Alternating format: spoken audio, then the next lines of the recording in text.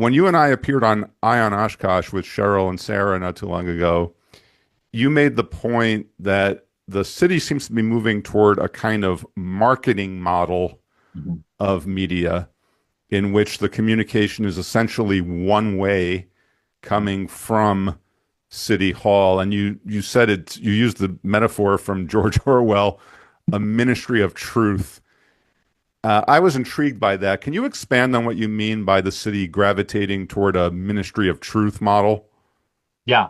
Yeah. I mean, in a nutshell, like you said, it means that the communication is unbalanced, that it's only one way. And so the reason I used Ministry of Truth from 1984 is because in that, like what it is they restrict the communication from one way and just like if communication is only coming out from the government and there can be no other process coming back, that tremendously hurts democratic processes and civic engagement, whether intentional or not, whether nefarious or not. I think some of this is unintentional and they don't recognize the ramifications that has.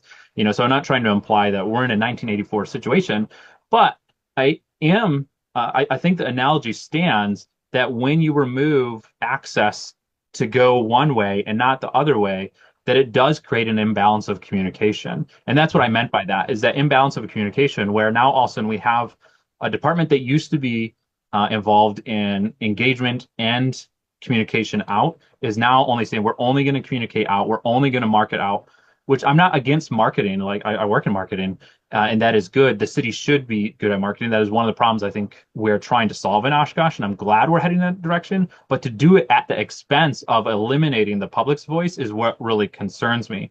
And what also really concerns me about that, like it doesn't need to be done at the expense of that. They can and should be done in parallel, where you have a balance to make sure that it's not only the government saying, here's the message that matters. Again, whether it's intentional or not, that's not the point. What is the point is that it is an imbalance and that will slowly erode people's ability to be informed, to participate,